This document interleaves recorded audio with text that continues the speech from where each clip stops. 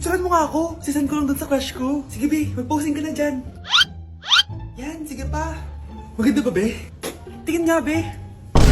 Tangina mo, be? Nilaloko mo ba ako? Todo post ako dito tapos naka-front cam pa lang hinayupak ka? Ang pangit mo kasi, be. Ang klase mo kaya yan. Hampis ko kaya to sa'yo. Walang magkokopyahan ah.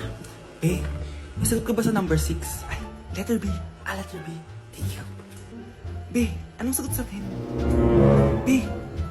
Pass your papers in 5, Be, 4. ano yun? Be, dali na. Anong sagot sa 10? Sa number 10? Mama mo.